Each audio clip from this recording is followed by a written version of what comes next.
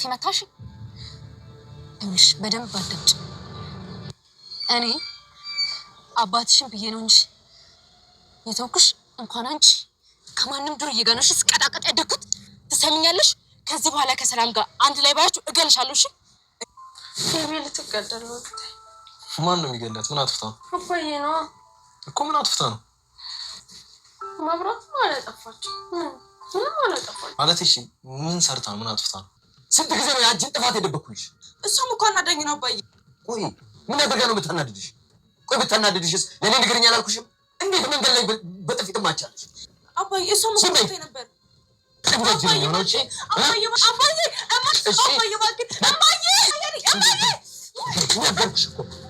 ሲኦል ነው ያለው። አንቺ ግን በጭራሽ አንቺ ሲኦል አትገቢም። እኔ ላይክ አርጉኝ። አቤጌል እና ዳጣ ተደባደቡ። አቤጌል እንግዲህ ዳጣን በጥፊ መታት ነበረ። አቶ ደረጀ ግን ይህን የተመለከተው ሁለተኛ እንዳትመለስበት በማስጠንቀቂያ ጋራ በቀበቶ እንግዲህ አሯን አብልቷታል ማለት ነው። አቤጌል እንግዲህ ተገርፋለች ማለት ነው። ዛሬ እንግዲህ ተገረፍኩ ብላ ለምቦጫን ጥላ አቁርፋ ትገኛለች ማለት ነው። ሰላምዬ ከማን እንዳረገዘች ታወቀ። ሰላምዬ አውቀሽ ነው ይህን ነገር ያደረግሽው? እንግዲህ አስባበት፣ ብዙ ጊዜ አስባበት አልማበት ነው ይሄን ነገር ያደረገችውና በመረገዙም ደግሞ ደስተኛ ናት። እና አቶ ደረጀ ግን ይህንን ነገር አያውቅም። ጉድ እኮ ነው። እንዴት ነው የተፈጠረው የሚለውን አብረን እናያለን። እስከ ፍጻሜው ድረስ አብራችን ቆዩ። ሰላም ጤና ይስጥልኝ ውድና የተከበራችሁ የቻናሌ ቤተሰቦች ሁላችሁም ሰላም ብያለሁ። ሰላማችሁ ብዘት ትረፍረፍ ይበልኝ። ዳጣ ድራማ ደስ የሚልና አስተማሪ ድራማ፣ ቤተሰባዊነት ብዙ ነገር ያለው እናትነት፣ አባትነት፣ ጓደኝነት፣ ወንድምነት ብዙ ነገር በአጠቃላይ ፋሚሊ ውስጥ የሚካሄደው ነገር ነው እነሱ ቤት የምናየውና ዳጣ እንግዲህ ለ18 ዓመታት በመንገድ ላይ ተዳዳሪ ነበረ። የመንገድ የጎዳና ልጅ ነበረች እና በፍቅር በኢትዮጵያዊነት መልክ ነው ያሳደጓት። እንግዲህ መንገድ ላይ ያሳደጓት ሰዎችም ነገር ግን ከብዙ ቆይታ በኋላ አቶ ደረጀ አባቷን አግኝታለች እና የቤተሰብ ጥያቄ የአባት ቢመለስላትም የእናት ጥያቄ ግን አልተመለሰላትም እና እናቴ ግን በህይወት አለች የለችም ለምን አትነግረኝም እያለችው ነበረ። እሱ ግን አሁን አልነግርሽም፣ እናትሽ በምታስፈልግሽ ሰዓት እኔ ነግርሻለሁ፣ አሁን ግን ዝም ብለሽ ኑሪ፣ የሚያስፈልግሽን ነገር ሁሉ እኔ ያደርግልሻለሁ እያለት ይገኛልና እሷም እሺ በቃ ብላ እንግዲህ ተቀብላ እየኖረች ነው የምትገኘው። እንግዲህ በዛሬ ዕለት እንግዲህ አቤጌል የቤት ልጅ ናትና የአቶ ደረጀ ልጅ ናት። እህቷ እንደሆነች አታውቅምና ጥምድ አርግታ ይዛባትም በጣም ትቀናባታለች ማለት ነው። እንግዲህ ዳጣን ውጭ ላይ አቁማት ምን አባሽ ነው ከሰላም ጋራ የምትዶልችው?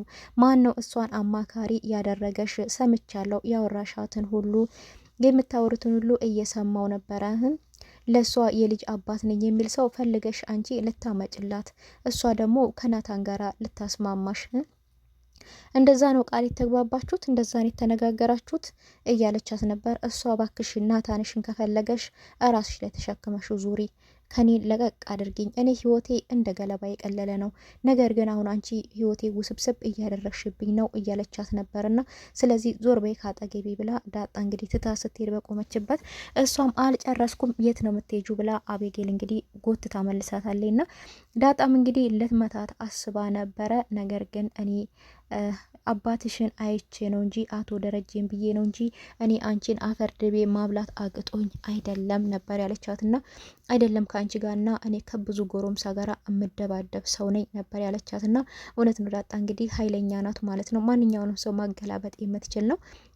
ከዚህም በፊት አንዱ ሰውዬ እንግዲህ ከዳጣ ጋራ መኪና ውስጥ አይቶት እዚህ የሰው መኪና ኮንትራት ይዘህ አንድ ፍሬ ልጅ ይዘህ ደግሞ እዚህ መኪና ውስጥ የራሴ መኪና ነው ልትላት እያለው ነበርና አንድ መንገድ የሚያጸዳ ሰውዬ ዳጣ ግን አባቴን እንደዚህ ትለዋለህ በማለት እንግዲህ ገና ወደ እነሱ ቤተሰብ እንድትቀላቀለ ሰውየውን እንግዲህ አቧራ አስልሳው ነበረ፣ ረግጣው ነበር ካጠገቡ ሄደችውና እሱም ልጄ ይህን ነገር ስለተናገረ ብቻ ነው እንደዚህ የደበደብሽው ሰውየውን ብሎ እንግዲህ ወደ መኪናው አስገብቷት ነበር ሄደውና እንግዲህ አይደለም አቤጌልን ቀርቶ ወንዶቹን ራሱ ተረግጣለች ዳጣ ማለት ነውና ነገር ግን እኔ አቶ ደረጀን ብዬ ነው እንጂ አንቺን እዚህ ጋር አፈር ድቤን ማስቀጥሽ ተፈለኩ ነበር ያለቻትና ነገር ግን በጥፊ መታታለች ዳጣ ማለት ነው አቤጌል።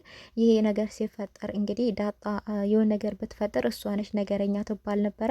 አቶ ደረጀ ግን መኪና ውስጥ ቁጭ ብሎ የሚፈጠረውን ነገር እያየ ነበርና አላስቻለውም። እንግዲህ አቤጌል በጥፊ ስትመታትም አይቶ ነበረና እንግዲህ ከመኪና ወርዶ አቤጌል ምን እያደረሽ ነው ነበር ያላትና ምን እያደረሽ ነው ልጅቷን መንገድ መሀል ላይ አቁመሽ በጥፊ ትመቻታለሽ ነበር ያለውና እሱም እንግዲህ አይደለም አባዬ እሷም እኮ ልትዋሽኝ ትሞክሪያለሽ እኔ እኮ መኪና ውስጥ ነኝ እያየውሽ ነኝ ነበር ያላትና እንግዲህ አሁን ወደ ቤት ገብተን እንነጋገራለን ሁለታችሁም አሁን ወደ መኪና ውስጥ ግቡ ነው ያላቸውና እንግዲህ ወደ ቤት ይዟቸው ሄዷል ማለት ነው። ሁለቱም ቤት ገብተዋል። መጀመሪያ ዳጣን ምንድነው ችግራችሁ ምንድን ላይ የተገናኛችሁት በማለት እንግዲህ መኝታ ክፍሏ ውስጥ አስገብቶ እየጠየቀ ነበረ። እሷ ግን አባዬ ቶ በቃ ምንም ውሃ የሚያነሳ ነገር አይደለም ነው ያለችውና ውሃ የሚያነሳም ሆነ የማያነሳ እኔ ትልቅ ሰው ነኝ የሚያነሳና የማያነሳውን አውቃለሁ ንገሪኝ ምንድን ነው ነበር ያለትና እንግዲህ አንደኛው ነገር ከዚህ ቤት ልቀቂ ነው የምትለኝ፣ ሁለተኛው ነገር ደግሞ አንቺና ሰላም ምንድን ነው አብራችሁ የምታወሩት የምትመካከሩት ነው ያለችኝ ነበር ያለችው። እና ከሰላም ጋር አንቺ ምንድን ነው የምትመካከሪው ነው ያለ።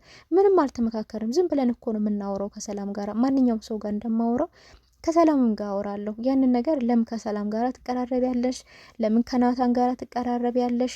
ለምን ከዚህ ቤት ወጥተሽ አትሄጂም ነው የምትለኝ። በአጠቃላይ እዚህ ቤት ውስጥ ከማንም ጋር እንድቀራረብ አትፈልግም እሷ። ይሄ ማለት ደግሞ እኔ ምንም እንድትቆጣትም አልፈልግም። ችግር የለውም እኔ ለምጃታለሁ ነበር ያለችውና ችግር የለውም አንቺ እንደ በፊቱ ኑሪ ዝም ብለሽ ያለውን ነገር እኔ ያስተካክላለሁ። የአቤጌል አመል ለሁላችንም አሁን ግራ አጋቢ ሆኗል።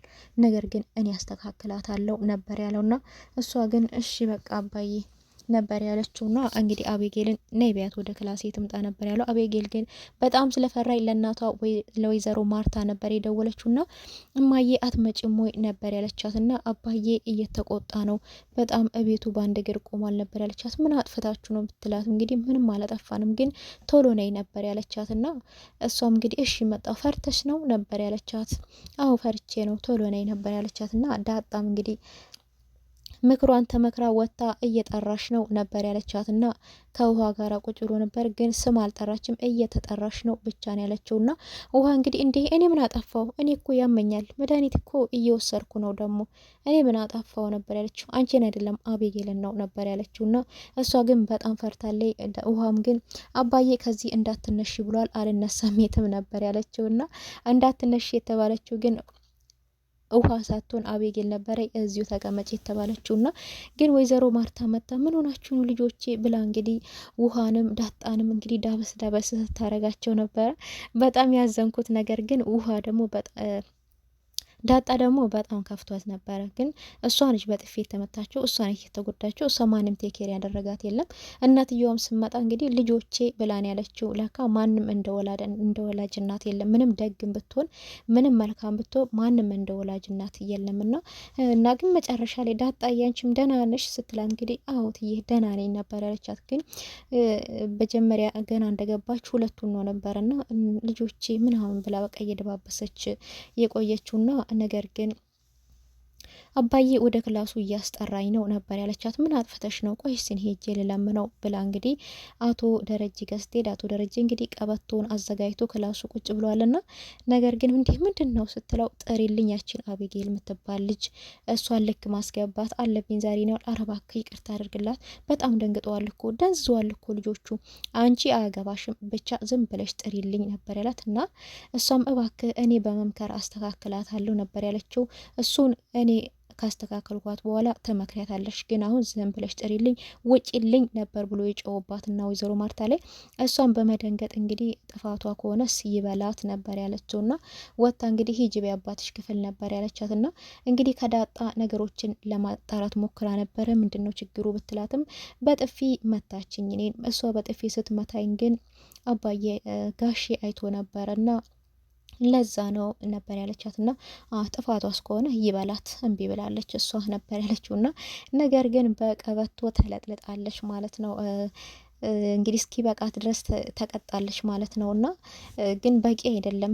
በዛው እንግዲህ አኩርፋ ለምቦጫን ትላለችና ተደብድባለች ዛሬ መጨረሻ ላይ እንግዲህ እናትየው ወይዘሮ ማርታ ገላግላቸዋለች ማለት ነው። እምቢታሽ ከዚህም በላይ ትገረፊያለሽ እምልሽን ስሚ ነበር የተባለችውና እንግዲህ ዛሬ ተመታለች ማለት ነው። አቤጌል ስለተመታሽ ደስ ብሎኛል። አባት ልጆቹን ሲቀጣ እንደዚህ ደስ ይላል ማለት ነው። እና በጣም መስመር ለቃ ነበረ እና ውሃም እንግዲህ ናታን ክፍል ሄዳ ነበረ። ምንድን ነው ሲል አባዬ ውሃ ልጆቹን እየደበደባቸው ነው ዳጣንና አቤጌልን ነበር ያለችውና ምን አጥፍተው ሲል ምን አጥፍታ ነው ሲል እንግዲህ አላቅም ምን አጥፍታ ነው መብራትም አላጠፋችም አላቅም ነበር ያለችውና የውሃ ነገር እንግዲህ እሱም ጥፋት አጥፍተው ከሆነ ይበላት አባዬ ደግሞ ዝም ብሎ እኮ ልጆች አይመታም ነበር ያለውና ነገር ግን እነሱም እየተጨዋወቱ ማርታና ደረጀ እኛ እኮ መርፌ ጣላችሁ ተብለን እኮ ተደብድበን እናውቃለን መርፌ ጥዬ ሳር ውስጥ ወድቁብኝ ለአንድ ሰዓት አልፈልጌ ሳጣ ወደ ቤት ስገባ እናቴ እኮ ድብድብ አርግታኝ ነበር እንግዲህ ብላ የተናገረችው እና እንግዲህ 5 ሳንቲም ወይም በስሙን የምትገዛ መርፌ ነው እሷ የጣለችው። እንግዲህ እንደዚሁም አቶ ደረጀም እኔም እኮ አንድ ጊዜ ስሙን ሰርቄ አባቴ እጅና እግሬን አስሮ ገርፎኛል። እሱም ደግሞ እናቴ ዛሬ ልትመታ ትችላለህ ወደ ቤት እንዳትመጣ ብላኝ ነበረ። እሱንም ፈርቼ የካብቶች በረት ውስጥ ነበር ያደርኩት።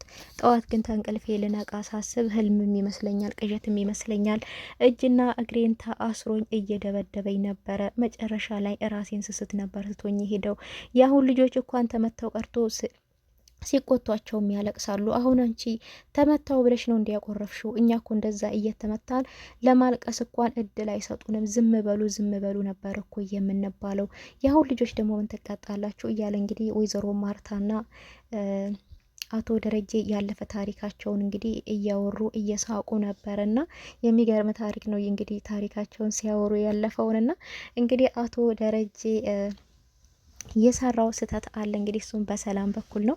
ዳጣም እንግዲህ ሰላምን ከማን ያረገሽው አባቱን አታውቂውም እንዴ? ግን የምወልጂው ልጅ ቆንጆ ልጅ ነው አይደለው ስትላት እንዴ አዎ ምን ጥርጥር አለው እንደኔው አይነት እኔ ቆንጆ አይደለው እንዴ ስለው ውይ አዎ አንቺ እኮ አበባ እኮ ነው የምትመስይው አንቺን የሚመስል ልጅ እኮ በጣም ቆንጆ ነው አባቱስ እንዴት ነው ፉንጋ ነው እንዴ ምናምን ስትላት አታውቂውም እንዴ ስትላት እንግዲህ ድንግጥ ብላ አይ አውቀዋለሁ እሱማ በማለት እንግዲህ በፊት እርግዝናው እንዴት እንደተፈጠረ ነበር ትዝ ያላት። እሱም እንግዲህ ከወራቶች በፊት አቶ ደረጀ ሰክሮ ከውጭ ላይ ይመጣል። እሷም እንግዲህ ጨለማ ነው የመኪና ክላክስ ስትሰማ በር ልከፍትለት ትሄዳለች። እሱም በጣም ሰክሮ ነበረ። በዛን ጊዜ እንግዲህ ወይዘሮ ማርታ የለችም ወደ ዱባይ ሄዳ ነበር ለስራ። ነገር ግን እሱ ማርትዬ የኔ ቆንጆ ዛሬ ደግሞ አምሮብሻል እያላት ነበረ ሰላምን። ሰላምም ጋሼ እኔ እኮ ማርታ አይደለሁም ሰላም ሰራተኛዋ ነኝ እያለችው ነበረ። እሱም እባክሽ ዝም በይ አንቺን ብትሆኝ አምሮብሻል ደግሞ ቀንሰሻል እንደ በፊቱ አይደለሽም በጣም እኮ ጨረቃ ነው እኮ የምትመሲው እኔ ባልሽ እያለውማ አንቺ ሲኦል አትገቢም እኔ ባልሽ አለውልሽ እያለ እንግዲህ ብዙ ነገሮች እየቀባጠረ ነበረ። እና እሷም እንግዲህ እንደምንም ብላ ወደ ቤት አስገብታ አልጋ ላይ አስተኝታው ነበረ። ነገር ግን በቃ እኔ ከዚህ ሰውዬ ልጅ መድገም አለብኝ የሚል ሀሳብ ነው የመጣባት እና እሱም በይ ነይ ተኝ ከኔ ጋር መተኛ ከፈለሽ አሊያም ደግሞ ነገ ጠዋት ይቅርታ ጠይቅሻለሁ ነበር ያላት። እና እሷ ግን በቃ ፈጣሪ እትዬ ይህንን ነገር በፍጹም አታስቡም ዳግም ብትወለድም እትዬ ለምፈጽምብሽ ክደት ወይም ደግሞ ዝሙት ወይ ብልግና አይደለም በቃ እኔ የወደኩና የበሰበስኩ ዘር ሆኜ መቅረት አልፈልግም ልጄን ዘሬ መተካት እፈልጋለሁ። ይሄ ነገር ግን በእኔና በፈጣሪ ዘንድ ብቻ ነው የሚቀረው ማንም የሚያውቀው ሰው አይሆንም። መስዋዕት መክፈል ካለብኝ ለሌላ ጊዜ መስዋዕት ከፍልልሻለሁ ለትዳርሽ ለህይወትሽ እትዬ ይቅርታ አድርጊልኝ እያለች ከራሷ ጋር እየተነጋገረች እንግዲህ ከአቶ ደረጀ ጋር ለመተኛት ወስናለች ማለት ነው። አቶ ደረጀ ግን ሰክሯል። ይህንን ነገር የሚፈጠረውን አያውቅም ማለት ነው። ሰላምም እንግዲህ በጣም እየፈራች ላድርግ አላድርግ እያለች እንግዲህ ከራሷ ጋራ እየተነጋገረች ነው። ይህንን ክደት በእህትዬ ላይ መፈጸም አልችልም። እህትዬ እኮ በጣም ንጹሕ ሰው ናት እኮ በፍጹም እኔ ከሱ ጋራ እንደዚህ እንደማደርግ እኮ አታውቅም። ዳግም ተጸንሳ ብትወለድ ራሱ በቃ ከፈጣሪ መደበቅ አልችልም። ፈጣሪ የማደርገው ነገር ሁሉ ያየኛል ስለሆነ እሱ መደበቅ አልችልም። ይህንን ነገር ግን ማቀው እኔና ፈጣሪ ብቻ ነን እያለች እንግዲህ ነገሩን ፈጽመዋለች ማለት ነው። ያረገዘችው እንግዲህ ከአቶ ደረጀ መሆኑ ታውቋል ማለት ነው። ይህን ነገር ግን ሰላም ዳጣ እየጠየቀቻት ነበረ ሰላምን። ሰላም ግን በፍጹም ልትናገር ፈቃደኛ አልነበረችም። ለምን ትደናገጫለች? ጠይቅሽ ደግሞ ደንዝዘሻል እኮ በሀሳብ ሄደሻልም እያለች ነበረ። እንዴ አንቺ ለምን አስፈለገሽ ይህን ሁሉ መጠየቅ?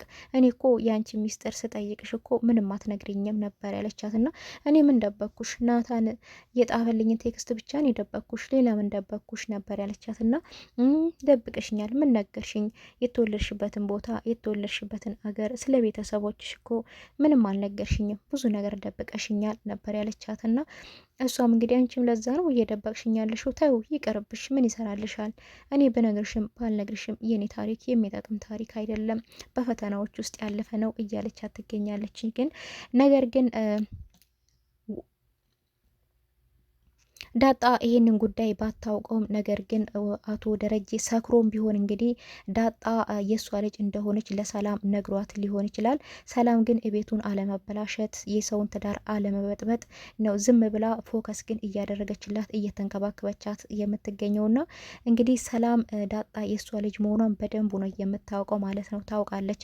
ነገር ግን ዝም የተባለው የዛን የቤት ትዳር አለመበጥበጥና ሌላ ችግር ውስጥ እንዳይመጣ ነው ዝም ያለችውና ቀጣይ ቪዲዮ ምን አለ የሚለውን ይዤላችሁ እመጣለሁ። እስከዛ ድረስ ቸር ሰንብቱልኝ። ላይክ አርጉኝ ፈልጌው ነው።